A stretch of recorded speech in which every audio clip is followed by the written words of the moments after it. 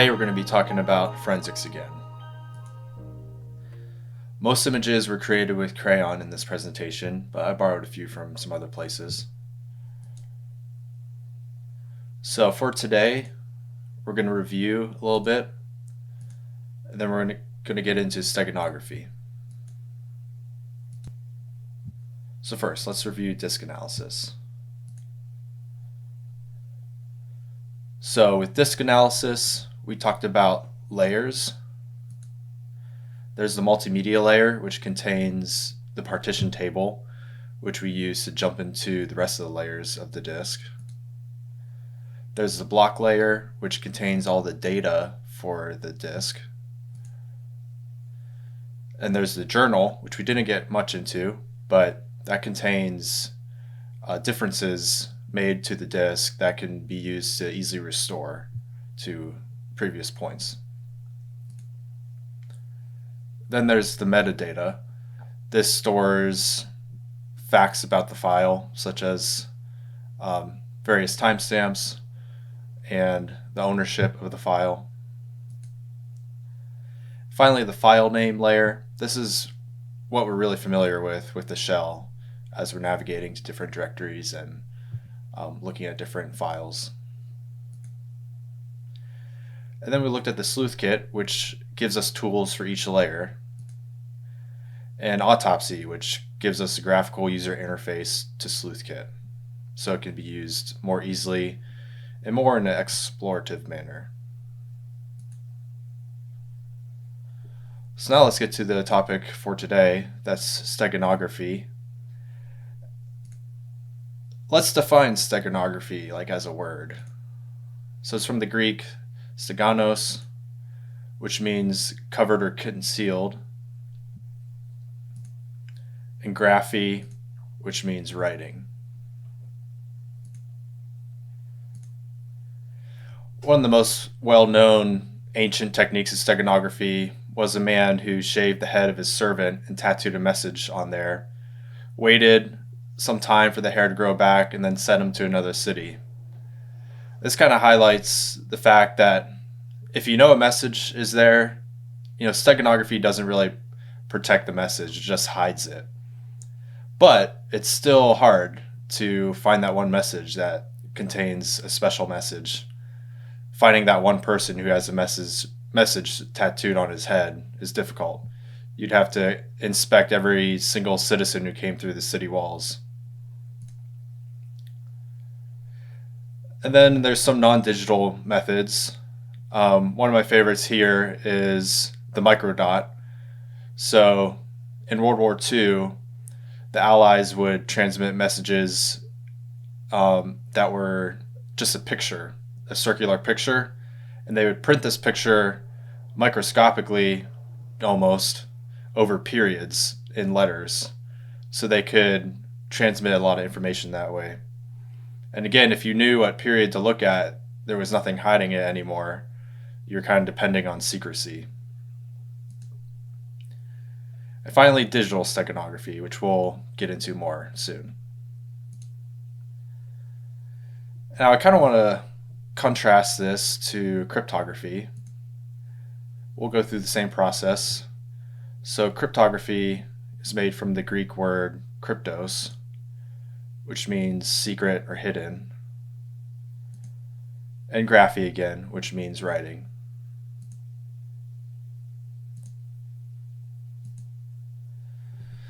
One of the most popular classical methods of cryptography is the Caesar cipher.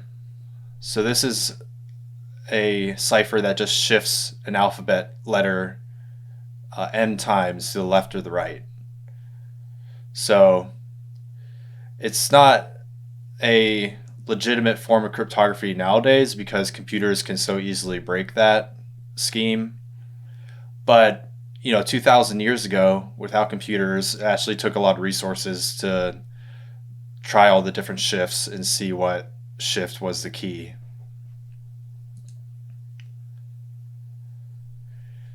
And there were mechanical methods. In World War II, the Germans had what was called the Enigma machine, which automated some writing of ciphertext. And we'll talk about digital methods later in the series, but think of things like AES and RSA, our digital methods of cryptography. So what's the difference between steganography and cryptography? Their definitions actually sound pretty similar. But with steganography, it's all about concealing, like this leaf hiding this person's face. Over a quick glance, maybe you wouldn't notice that there's a person behind this leaf. But if you did notice that, it would be easy to remove the leaf and see the person's face. Whereas with cryptography, it's more obvious that something important is being hidden, but you have 20 feet of brick walls to get through before you can actually get to it. So it's more secure, but it's also a lot more obvious. As a digital example, here is some steganographic text. I wrote secret message at the end of a file. And that's steganography because if you open this file, as we'll demonstrate later, you wouldn't see the secret message at all. It would just appear like a normal picture. But if you were to open it in a hex editor and go to the very end, it would stick out very easily. And here's an example of encryption. So you can see this is all just nonsense, but this is the same file. This file is this file encrypted with AES. So you can see at the end there's nothing there, secret message is gone. These offsets are different, so you can see more in the file has changed than just the in-place bytes. But cryptography stands out because it's just a bunch of gibberish, but it's more well secured. So let's get into steganography more. So there's many flavors of digital steganography, like what we were just looking at, kind of a file format vulnerability. You can use least significant bit, so you can encode information in the least significant bit, and we'll show that more. Or you can even embed encrypted material inside of other encrypted material, and that definitely blends together. And many, many more. So let's demonstrate creating that secret message file.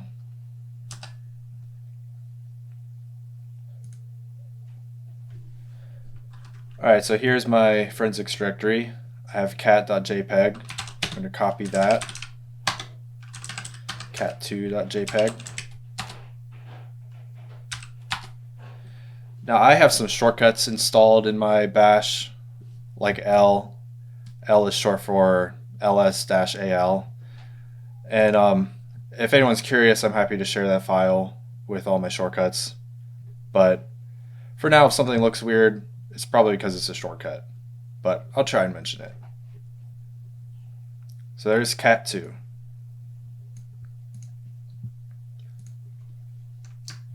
So I'll actually use the graphical method to look at this as well.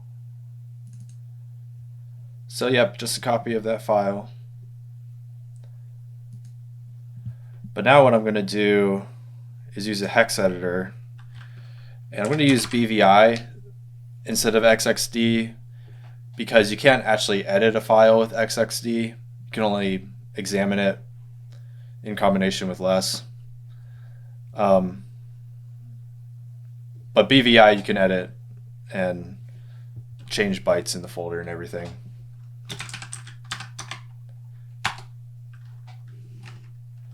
Alright, and I'm going to use the capital G keystroke to go to the very end. And here's our ending bytes. Now I'm going to append here.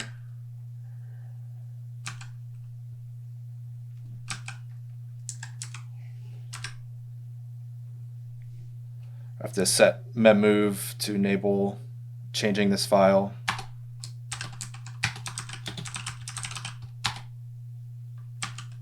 There. So now it appends to the end.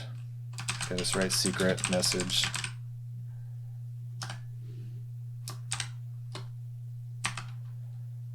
Save it. All right, so it's saved. I'm going to look at it again. Yep, it looks completely the same. I'm not noticing anything different. Here's the original.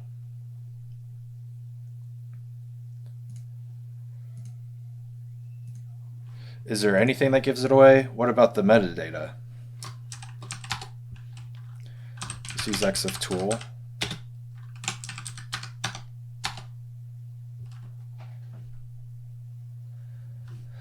So here's all the metadata for the file that EXIF tool gives us, and not seeing anything about the secret message at the end.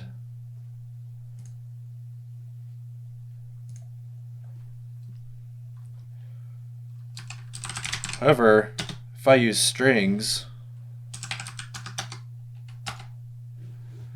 secret message comes out actually. So it could be more secret. It could be better hidden.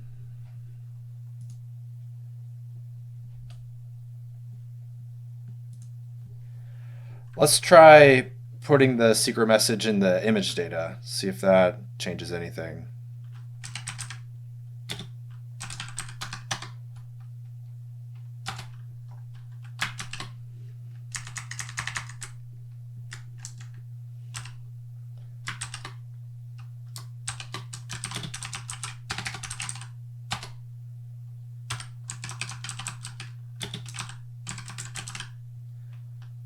All right, so now that's just at the very end of the image data.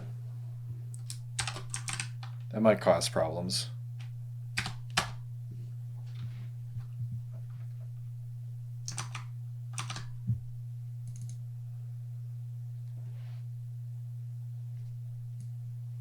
So it's really minute, but there's actually like a artifact now.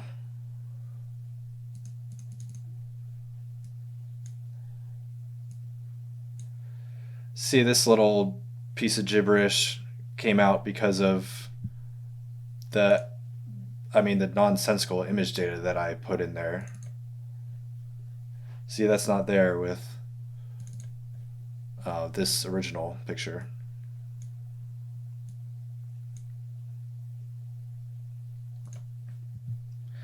So that's not ideal. Does it come out with strings still?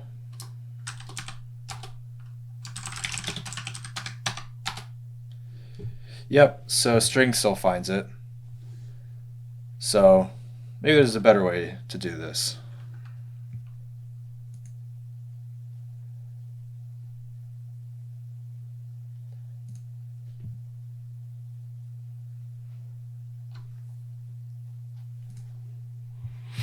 So the least significant bit method.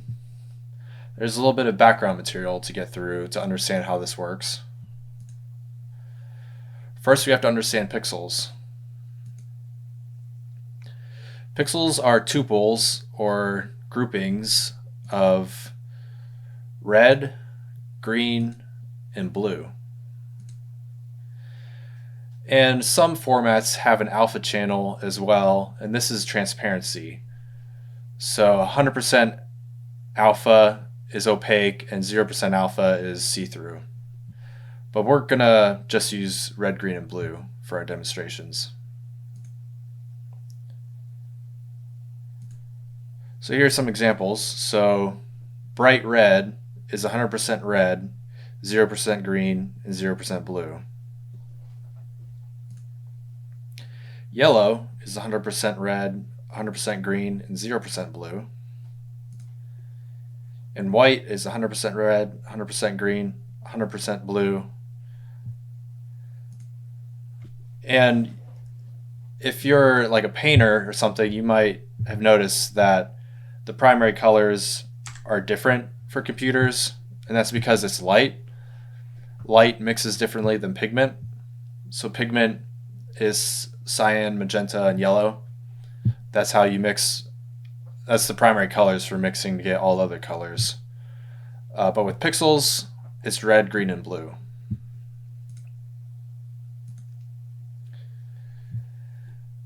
So with color depth, we can decide how many different colors we want to represent.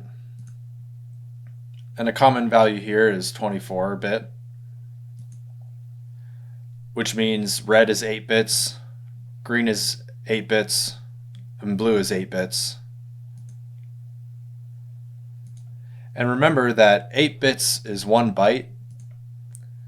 That 1 byte can be represented in hex as 0 through FF, as 0 through 255 in decimal, and as 0 through 111111 in binary. 8 ones.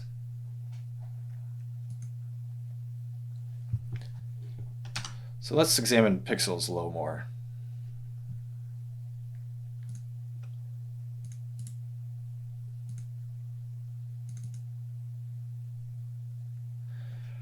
Here's our cat picture.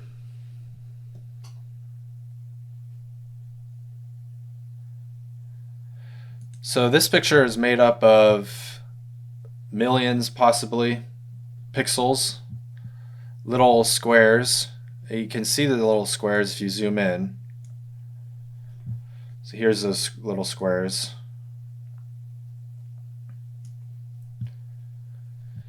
We can examine their color values with the eyedropper tool. Let's take this pinkish, or mauve maybe, and click on it here. Switch this over to 255. So here's the amount of red in that pixel, and the amount of green, and the amount of blue.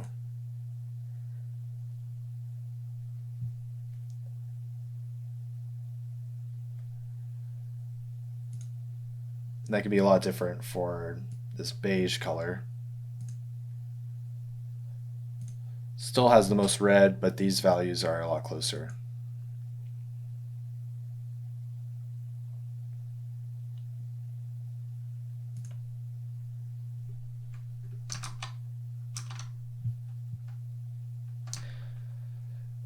And remember that GIMP displays these values in decimal, but if you were to look at the color values in a hex editor, it would be hexadecimal numbers.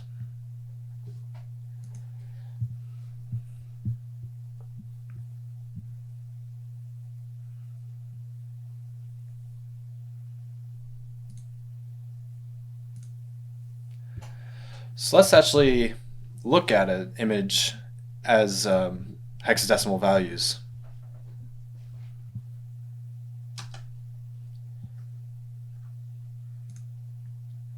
So I'm going to make an image in GIMP that's 2 by 2. See, it's very small. It's not a very usual size. There it is. I'm going to export this as a bitmap. Bitmaps are the simplest image formats that I'm aware of.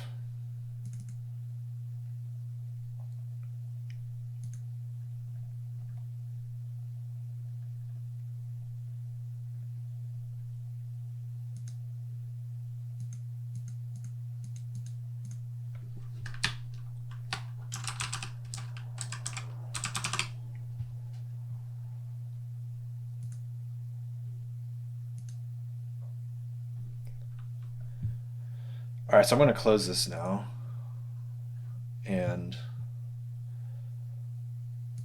let's open that with the hex editor.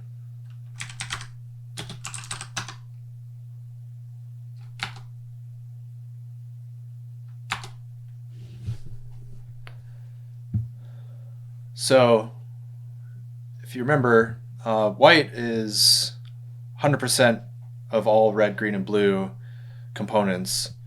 So that means it's FF, FF, FF. So here's the first pixel, the second pixel, the third, and the fourth. And with bitmaps, these values here just exist as padding to make it divisible by 4 each row. So let's open the 4-square image in our default image viewer.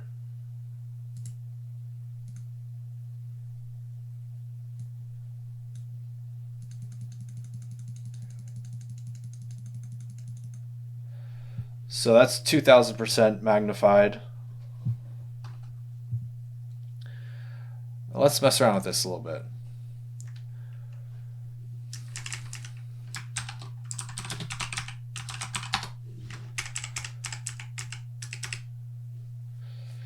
So we're kind of assuming this value is red, this is green, and this is blue. So let's make it green. Because the ordering might be a little different, but green's in the middle, so that'll be green no matter what. And I'm replacing that with 1 instead of 0 just so it is offset from the rest of the data near it. And this isn't going to update in real time. It's going to update when I save the image. Alright, so that should be green. And the first pixel is probably either this top corner or this bottom corner. So let's save this. So I saved it. Unfortunately, it zoomed out, but we can just zoom right in. Alright, so the first pixel ended up being this pixel in the corner, the bottom corner. But green worked out just well for us.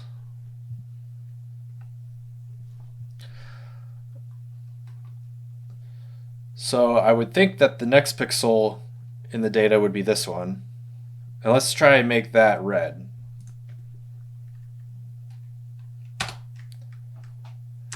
Alright, so assuming that red is first, which would be sort of the natural way to think of it, we'll leave this one as full intensity and change green to 1 and blue to 1.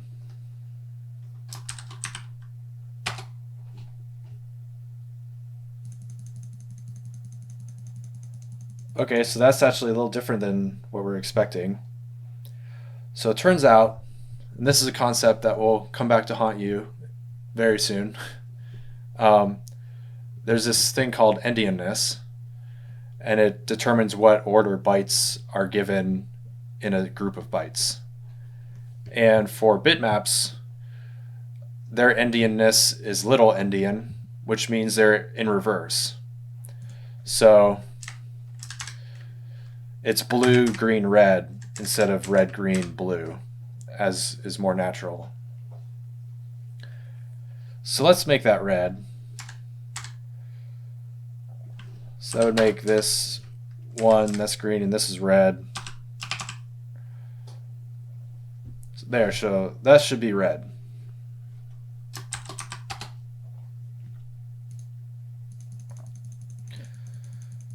And just like magic, that is indeed red. So let's go to the next row and let's do blue. So blue is the first byte. Make that 1. This 1.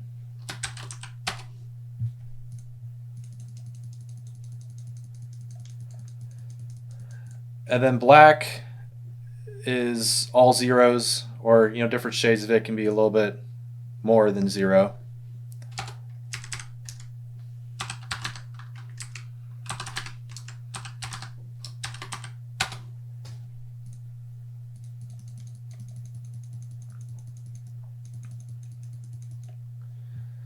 So as a bit of foreshadowing, notice that this black isn't completely black. It's actually got 1 intensity in each component, but it still blends in with the pure black around it.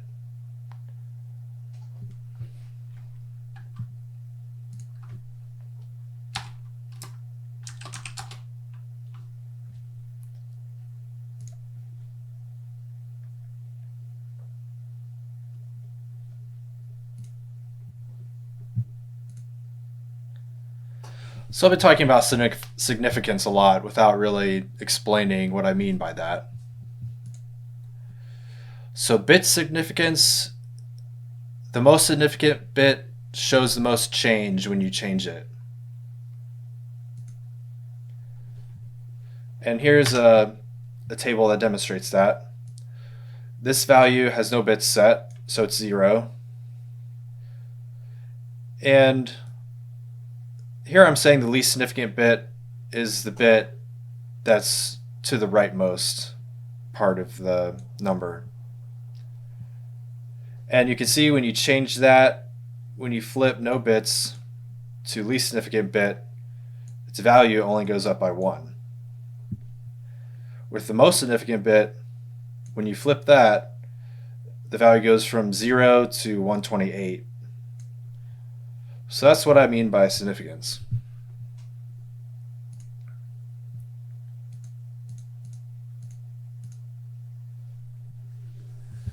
So the least significant bit, let's experiment with tweaking that. So with black, the least significant bit that we tweaked in our previous demo, we tweaked it by 1 in each color channel. And an example of the most intense color is all 1s, all 8 1s. And we can turn the least significant bit off, making it 0, making it 254 in decimal.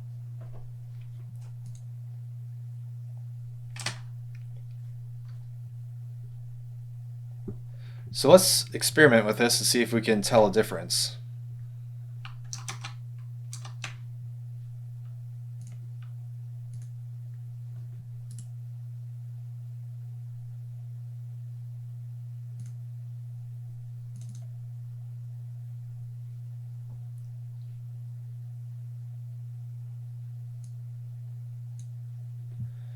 So here's our picture that we actually changed the color manually using hex values. But now I'm going to use GIMP to change these values. So let's look at what this value is. So this should be 100% red, or 255 red. And it is. And it's got the 1 intensity in green and blue. Now let's see if we subtract 1 from this intensity, if we can visually tell the difference between the pixels. So let's change that color here.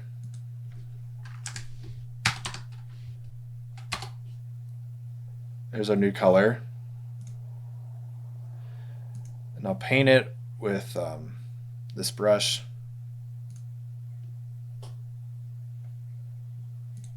Let's zoom in.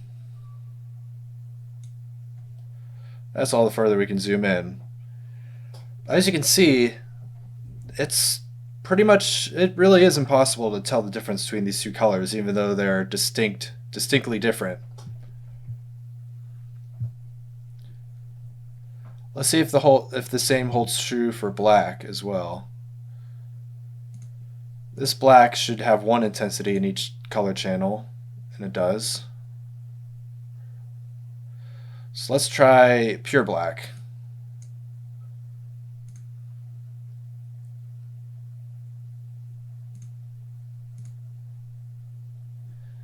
And that also is indistinguishable from each other.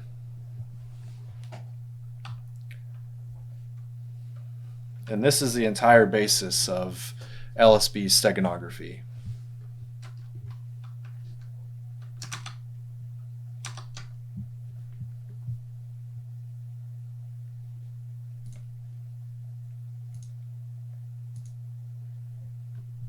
Given this technique, we actually have a completely covert channel, one that can carry information and be completely undetectable with visual inspection.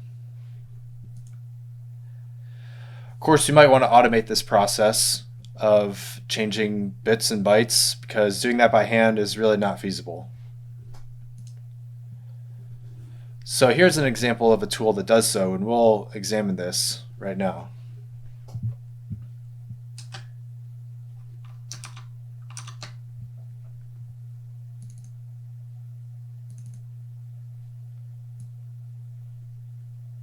So here's the code. This is a LSB steganography tool.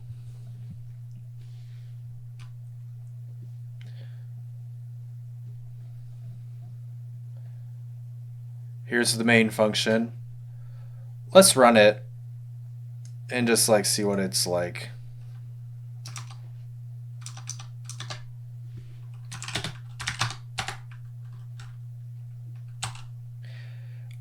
P for my bash is a shortcut to Python 3. It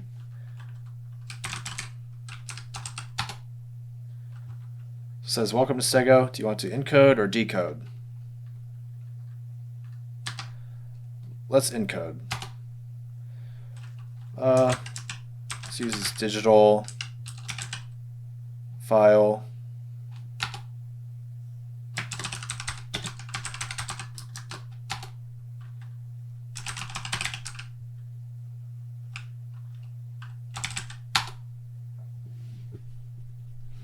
All right, so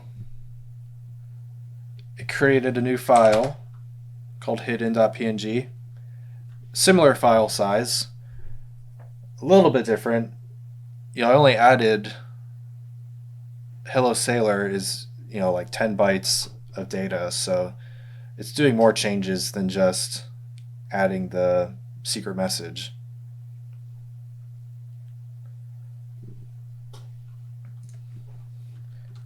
Let's see, before we look at the pictures, if we can get that secret message back out.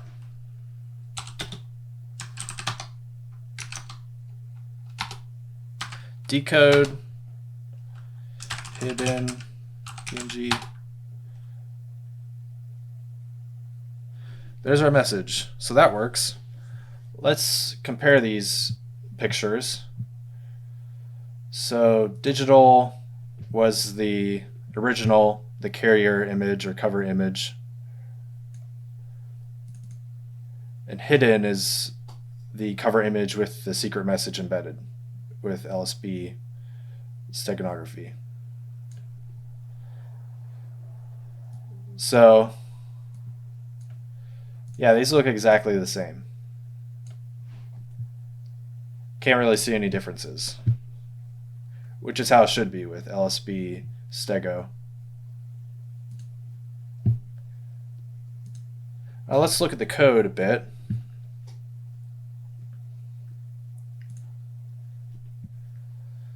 So this is our main function. It's what happens when we run the Python script. And you can see just all this pathing to get our input for the source image and the message and the destination. And decoding works the same way.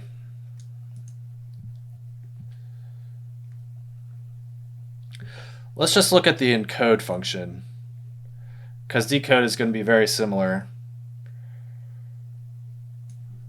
But encode is where the secret sauce happens. So we see there's 3 parameters: source, message, destination. And this is what the script gets from us as input when we start the program. And image is a variable that holds the image as given by the source. And we grab the width and height from that image. And we convert its data to an array or a list. And we look at mode, and if mode is RGB, just red, green, blue, then N is 3. If mode is RGBA, which means it has the alpha channel in it as well, N is 4. And here we calculate the total pixels, which the array has each channel separately, so that's why it divides by N. The message actually adds this identifier to the end of our message. And B message is actually the message in bit form. And this is starting to get more complex. To join, first it formats the ordinal of the character I. And this is the format it puts it in.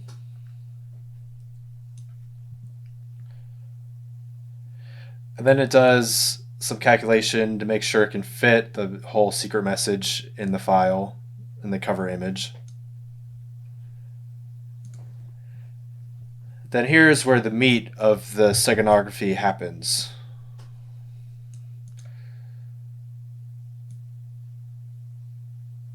So for P in the range of total pixels, and Q in the range 0 to 3, as long as index is less than required pixels, it replaces this array value by grabbing the 7 most significant bits, so just excluding the least significant bit, and the least significant bit it takes from the message at whatever index it's at. And then it increments the index. And then this code just saves the image again, basically.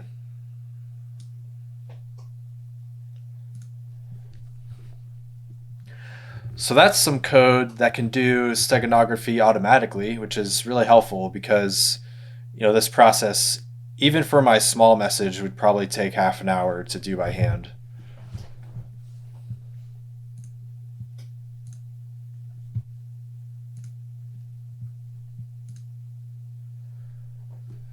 So now we've considered steganography, but let's consider steganalysis, which is basically finding hidden messages in stego carriers.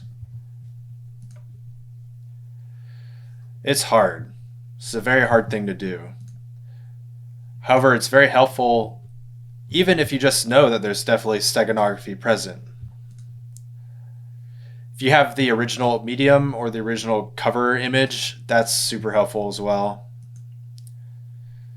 And knowing the tool that was used can be a real game changer when you're trying to break steganography.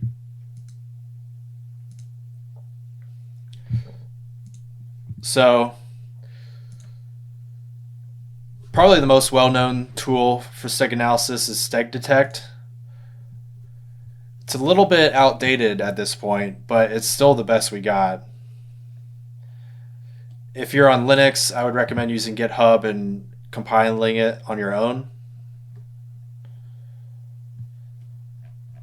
But if you're on Windows, you could go to this archive website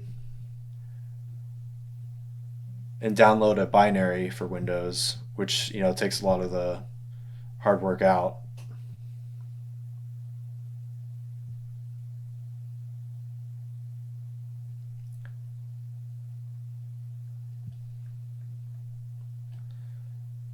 Go to downloads.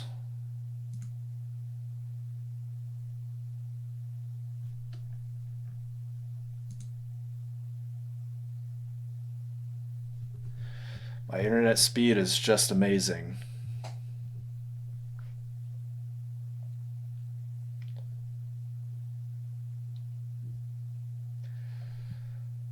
Well, on this download page, there's a link to a Windows binary. So that could be the easiest way. Here we go. Windows binary. That would be really the easiest way if you're on a Windows machine to use StegDetect. And it detects a bunch of different algorithms.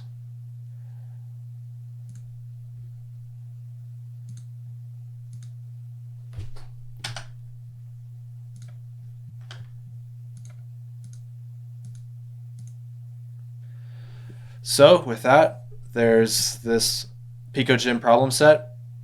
I wanted you to look at extensions, which is a review of previous forensics material, Stego, and what lies within. Good luck.